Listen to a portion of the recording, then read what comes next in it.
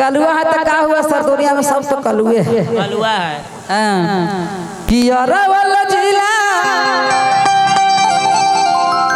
एगो गीत हम ऐसा गाए हैं ना सामाजिक कि बिहार झारखंड यूपी के अलावा और दूसरों राज्य में सुना जाता है। सामाजिक गीत है लेकिन भाई बहन खिसिया जाते हैं कि खाली माई बहन माई बहन माई बहन गीत गावा हो। लेकिन ऐसा कलाकार आपको कम मिलेगा जो माँ बहन को बैठा करके प्रोग्राम दिखाएगा। ढोढ़ी या चोली वाला बड़ी गायक है भैया, बहुत बहुत है। और हम सरस्वती माता का आशीर्वाद है, आप सबका आशीर्वाद है कि चाची लोग बहुत प्यार दुलार देते हैं यूट्यूब पर। हमारा अगर 100 मिलियन यूट्यूब पर गाना जाता है तो 80 मिलियन चाची लोग का प्यार लगता है, बहन लोग का। एगो गीत गाए हैं बहन लोग के लिए कि काला माँ की तभी आगे बेटी सिरहनवा लेके सूती है,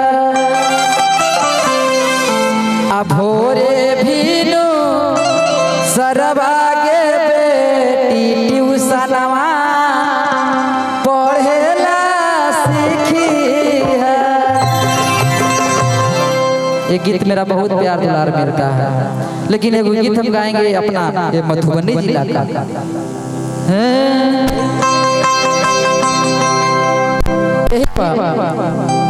कि मधुबनी जिला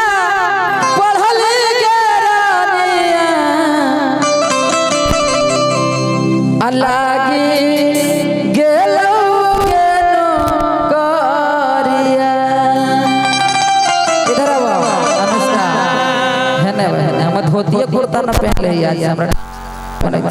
आज सोनमा हमरा से जीत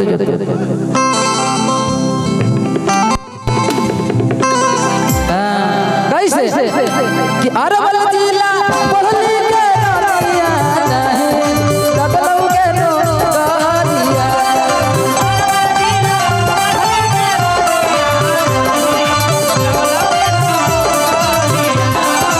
अरवल जिला पढ़ली के रानिया नहीं लगलौ के नौकरिया। तो मधुबनी जिला पढ़ली के रानिया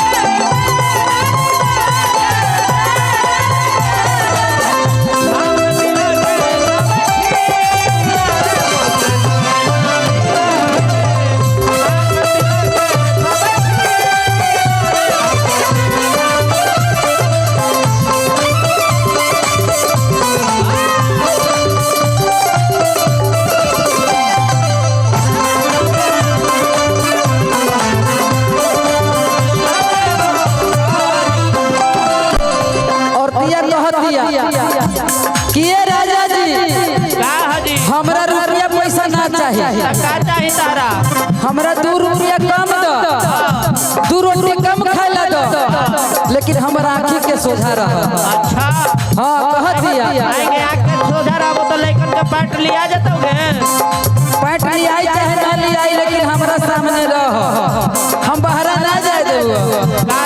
कैसे कहत दिया आदला गोरा जाती हो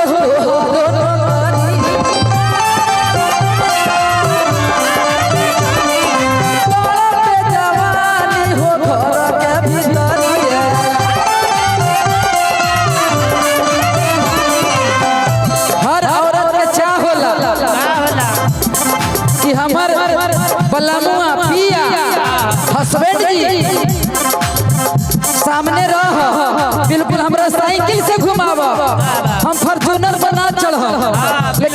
में रह। काहे ना हम ही साइकिल उनका चला के घुमाई। ए राजा जी कहा जी सुनो ना, कहा बोला अगला को राजा जी हो तोहरो नौकरिया, तड़प जवानी हो घर के भीतरिया।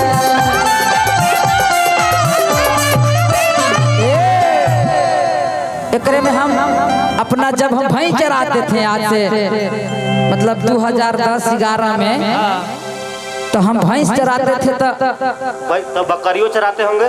बकरी चराए हैं। हम गरीब के बेटा हैं। आप सबके आशीर्वाद से पटना में बिल्डर भवन बन रहा है।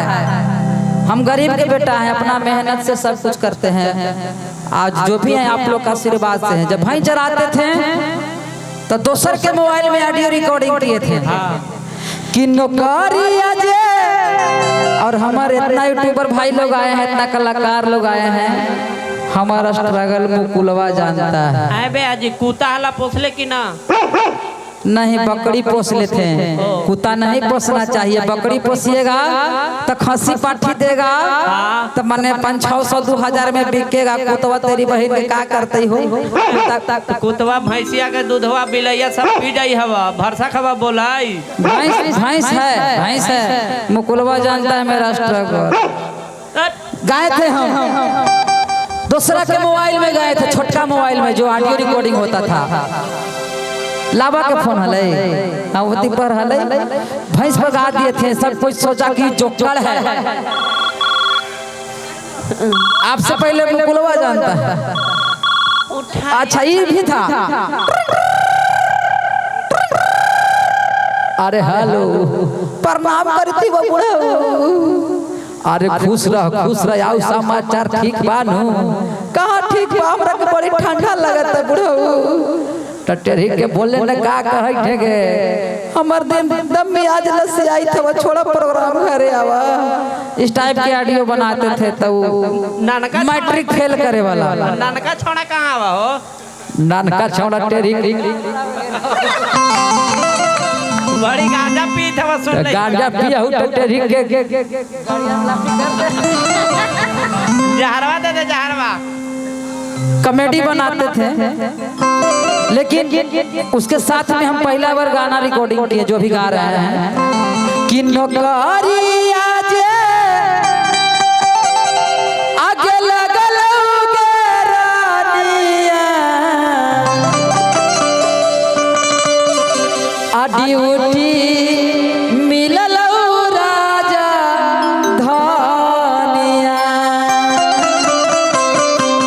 आगे तैयो